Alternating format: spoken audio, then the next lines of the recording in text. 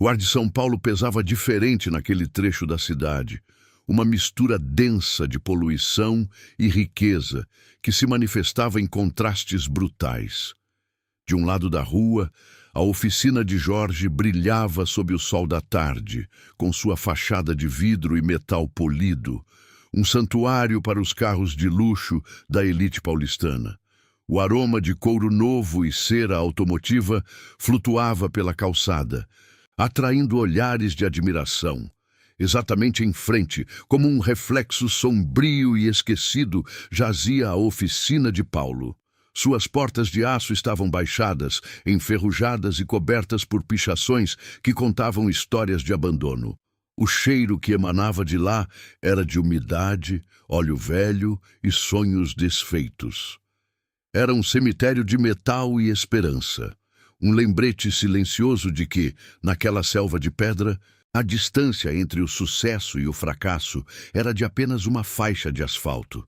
Giovanna saiu da oficina de Jorge com o maxilar travado, o som de seus saltos agulha ecoando como pequenas marteladas na calçada impecável. Seu tailleur cinza, cortado com precisão cirúrgica, parecia uma armadura, mas a frustração em seu rosto era uma rachadura visível em sua fachada de controle absoluto. Por semanas, sua Ferrari vermelha, seu troféu pessoal de uma vida dedicada ao mercado financeiro, vinha apresentando um problema que ninguém parecia resolver. Jorge, com um sorriso condescendente, acabara de lhe apresentar um orçamento astronômico, falando em peças importadas e complexidade técnica.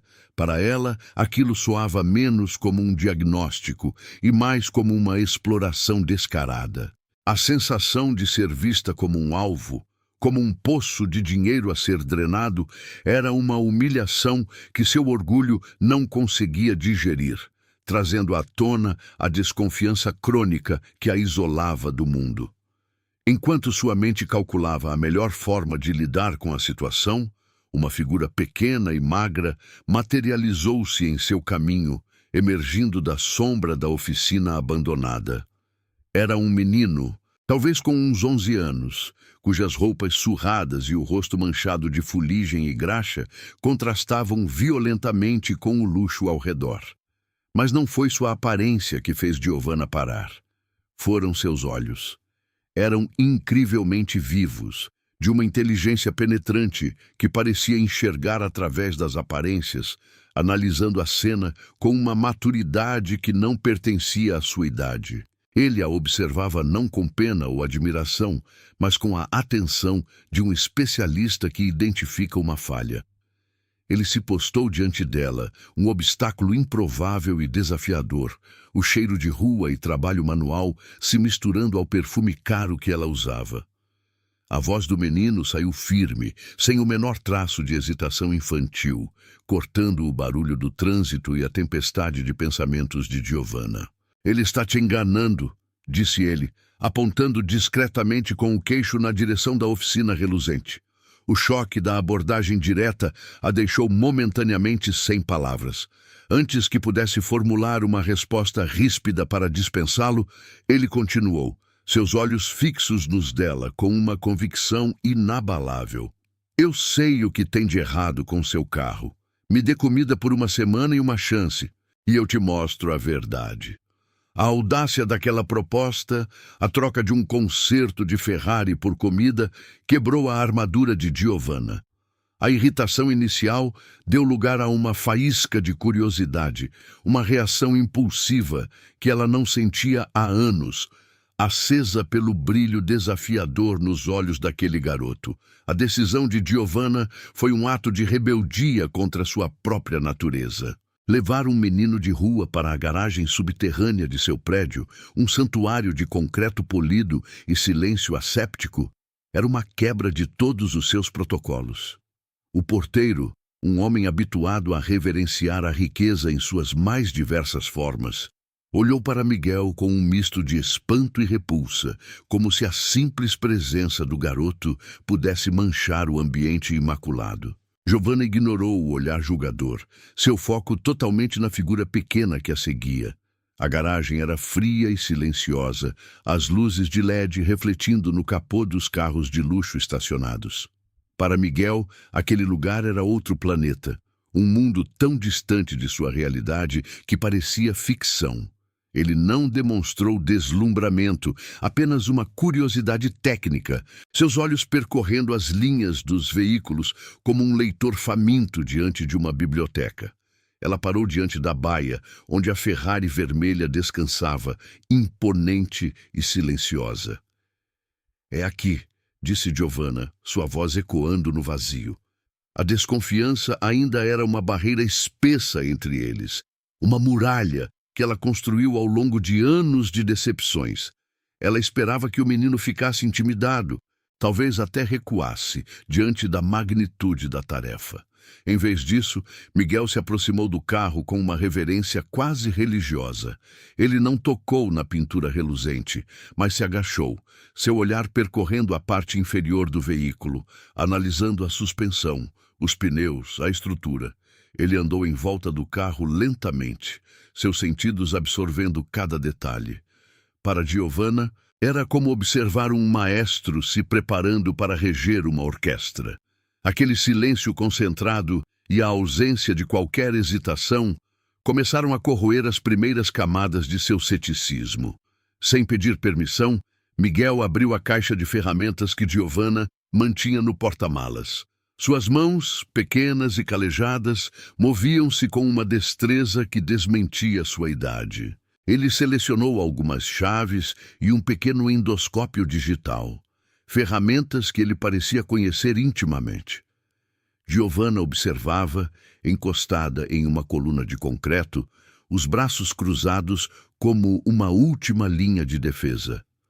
O som metálico das ferramentas era a única coisa que quebrava o silêncio. Miguel deitou-se em um pedaço de papelão que encontrou num canto e deslizou para debaixo do motor, desaparecendo de vista. Por longos minutos, ela só ouviu os cliques e os pequenos ruídos de metal contra metal. A imagem de uma criança trabalhando em seu carro de milhões de reais era tão surreal que beirava o absurdo, mas havia uma calma no ar. Uma sensação de competência que ela não sentia na oficina de Jorge. Após quase uma hora, ele emergiu, o rosto ainda mais manchado de graxa, mas com um brilho de compreensão nos olhos. "Meu pai me ensinou a ouvir os motores", disse ele, quebrando o silêncio. "Ele dizia que todo carro conta uma história, a gente só precisa saber escutar. O seu está gritando." Foi a primeira vez que ele mencionou o pai, e a palavra soou com um peso que preencheu a garagem. Giovanna sentiu um nó na garganta. Aquela frase, tão simples e profunda, revelava um universo de conhecimento e saudade. Ela viu, pela primeira vez, não apenas um garoto de rua, mas o herdeiro de um legado, um portador de uma sabedoria transmitida com amor e perdida pela tragédia. A mecânica para ele não era um trabalho, era uma conexão com a única família que ele conhecia. Ele então contou a história, de forma fragmentada, enquanto apontava para peças e conexões no motor. Falou de Paulo, um mecânico brilhante, dono de uma pequena oficina que prosperava com base na honestidade. Contou como o negócio de Jorge, do outro lado da rua, cresceu rápido demais, com práticas duvidosas e uma ambição que não conhecia limites. Miguel descreveu o dia em que a polícia chegou, as acusações forjadas de uso de peças roubadas e a prisão de seu pai.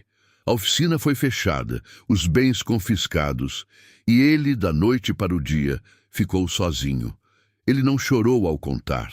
Sua voz permanecia firme, mas a dor era palpável em cada palavra, uma ferida aberta que ele carregava com uma dignidade silenciosa. A oficina abandonada do outro lado da rua não era apenas um prédio em ruínas, era o túmulo de sua vida. A brutalidade daquela história, contada por uma criança com a serenidade de um veterano de guerra, atingiu Giovanna com a força de um soco. O problema de sua Ferrari, antes o centro de seu universo, tornou-se trivial, uma peça minúscula em um drama humano muito maior. Ela olhou para Miguel e viu a personificação da injustiça, uma vida interrompida pela ganância de outro homem. Era um padrão que ela conhecia bem do mundo corporativo, mas vê-lo manifestado de forma tão cruel na vida de um menino era insuportável. Aquele garoto não estava apenas tentando consertar um carro. Ele estava tentando consertar seu mundo, provando que o conhecimento e a verdade de seu pai ainda tinham valor. É por histórias como a dele que sentimos a necessidade de continuar lutando. Se você acredita que vozes como a de Miguel merecem ser ouvidas, inscreva-se no canal, pois cada apoio nos ajuda a dar força a quem foi silenciado. O relato de Miguel foi como uma chave que destravou uma porta há muito tempo trancada dentro de Giovanna. Ela se lembrou de sua própria jornada, das traições que sofreu no início de sua carreira, dos sócios que a apunhalaram pelas costas para roubar suas ideias e seus méritos. Ela construiu sua fortaleza de frieza e desconfiança como um mecanismo de defesa, acreditando que a única forma de sobreviver era se tornar mais implacável que seus predadores. Naquele momento, na garagem fria, ela percebeu que sua solidão e a de Miguel nasciam da mesma fonte, a dor de uma confiança quebrada. A diferença era que ele, apesar de tudo, ainda acreditava na justiça e na verdade, enquanto ela havia desistido de ambas, trocando-as por poder e controle. A coragem dele expunha a fragilidade dela. A decisão foi tomada não em sua mente, mas em seu coração. A partir daquele instante, a questão não era mais sobre um carro quebrado ou um orçamento inflado. Tornou-se uma missão. Ela ajudaria aquele menino, não por pena, mas por um profundo e recém-descoberto senso de aliança. Ela via nele um reflexo de si mesma, uma versão mais pura e resiliente de sua própria luta. A virada interna foi silenciosa, mas definitiva. A CEO implacável deu lugar a uma protetora. A gente passa a vida construindo muros e, de repente, uma única história é capaz de derrubar tudo. Se essa conexão também te fez sentir algo, considere se inscrever para nos ajudar a continuar contando relatos que nos lembram do que realmente importa.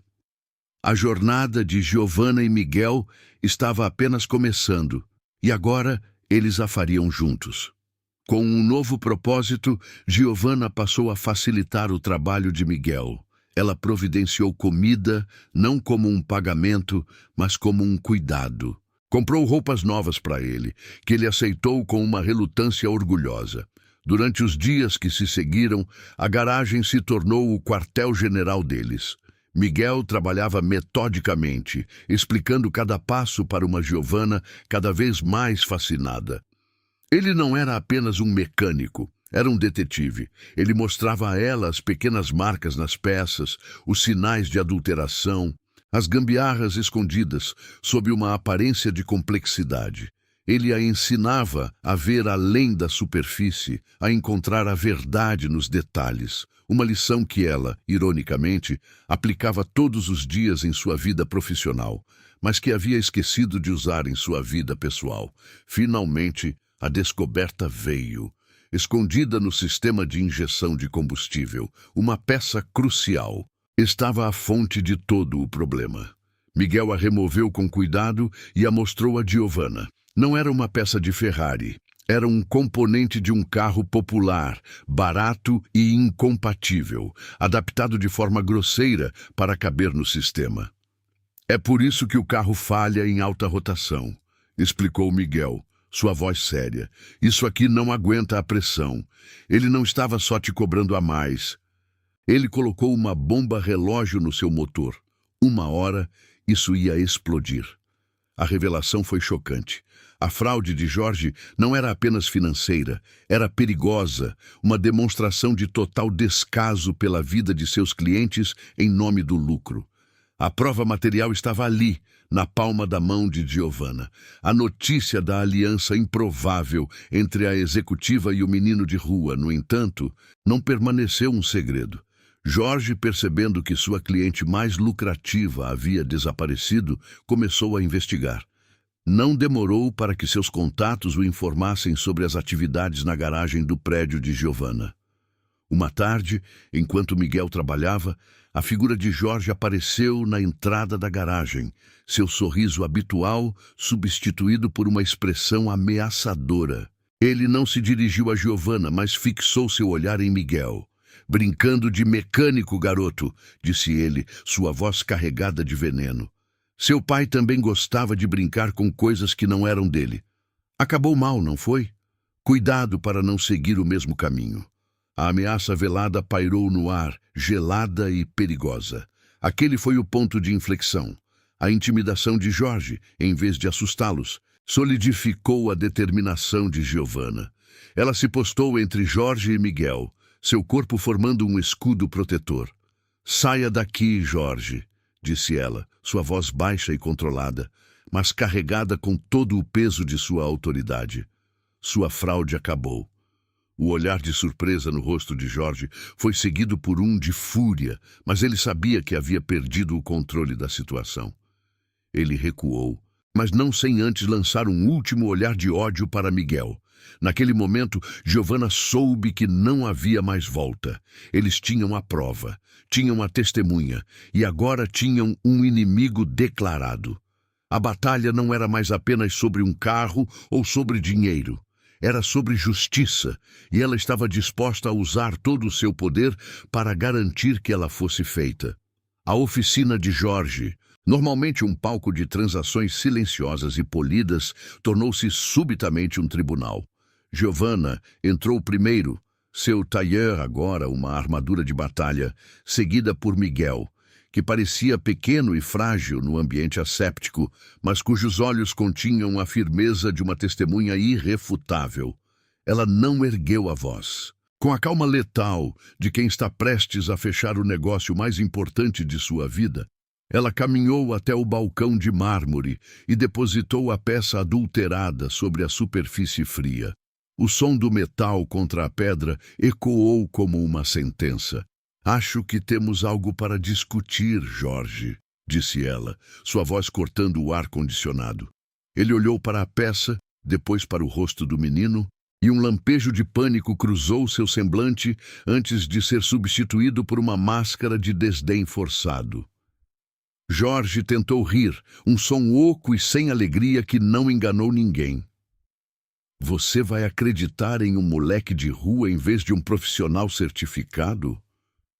Essa peça deve ter sido trocada por ele, tentando me incriminar.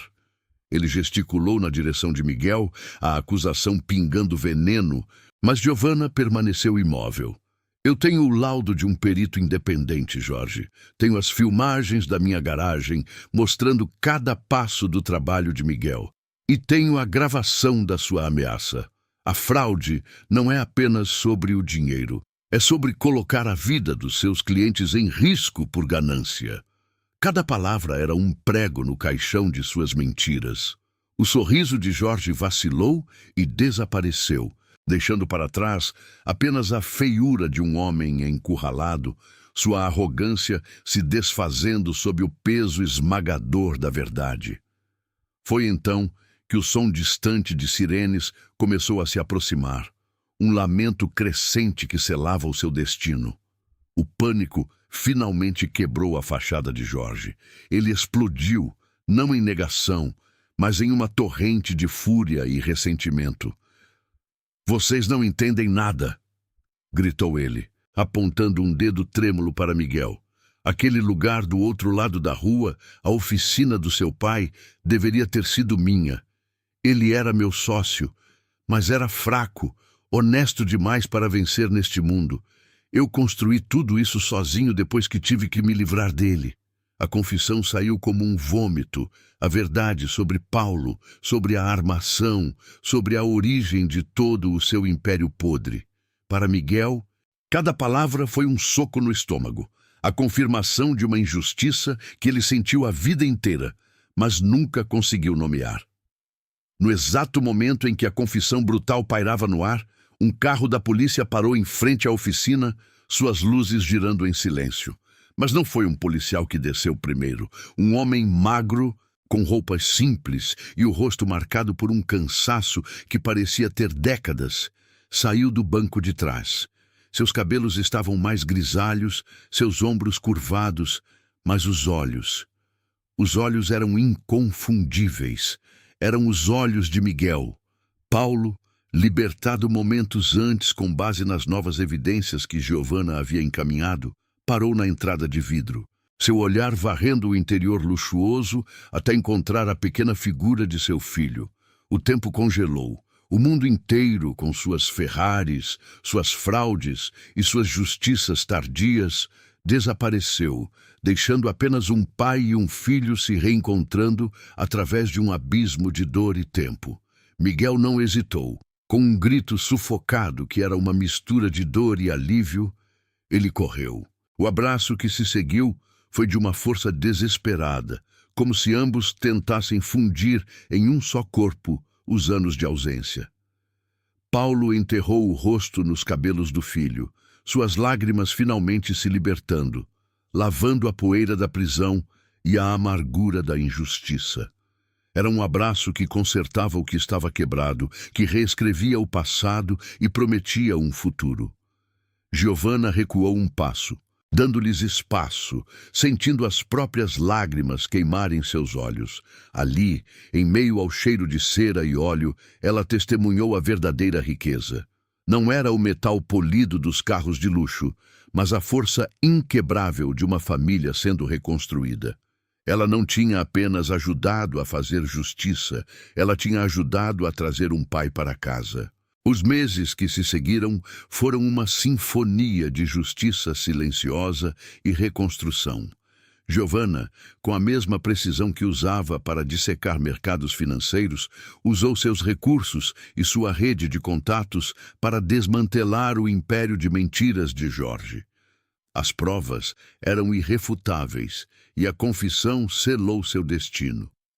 Paulo foi não apenas inocentado de todas as acusações passadas, mas também recebeu uma compensação substancial pelos anos de injustiça e pela perda de seu negócio. Para Giovanna, não era uma questão de vingança, mas de restaurar o equilíbrio. Ela observou de longe, enquanto o sistema legal corrigia seu próprio erro, sentindo uma satisfação profunda e calma que nenhuma transação milionária jamais lhe proporcionara. A justiça, ela descobriu, tinha um som mais gratificante do que o aplauso de uma sala de reuniões. Era o som de uma vida sendo devolvida ao seu legítimo dono. Com a poeira assentada, o foco se voltou para o futuro. A oficina abandonada, antes um monumento à dor e à perda, tornou-se uma tela em branco. Giovanna não ofereceu caridade.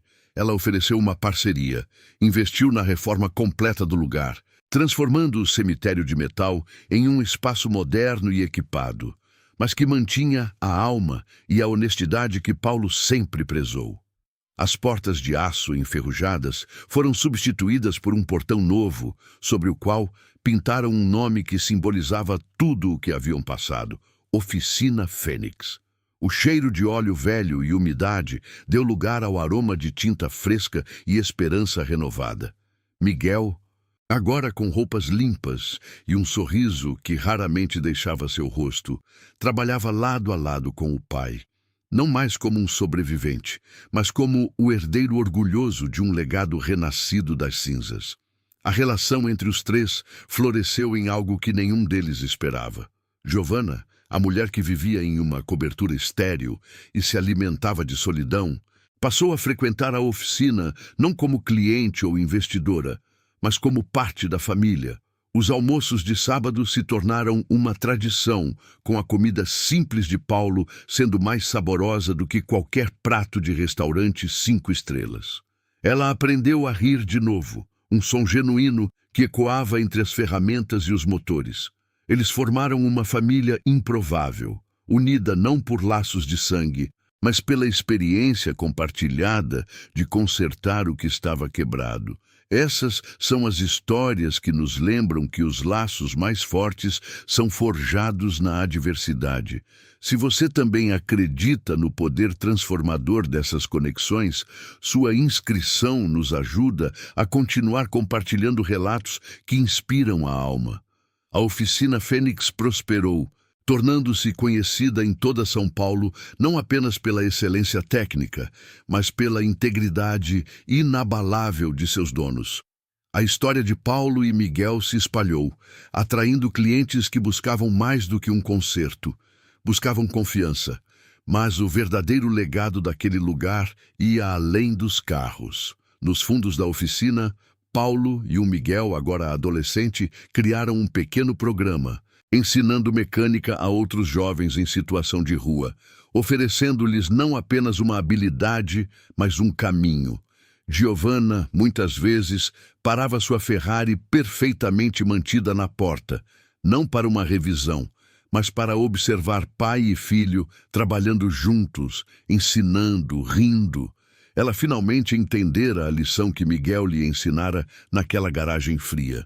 O maior de todas as riquezas não era o poder ou o dinheiro, mas a capacidade de consertar uma vida e, no processo, encontrar a sua própria.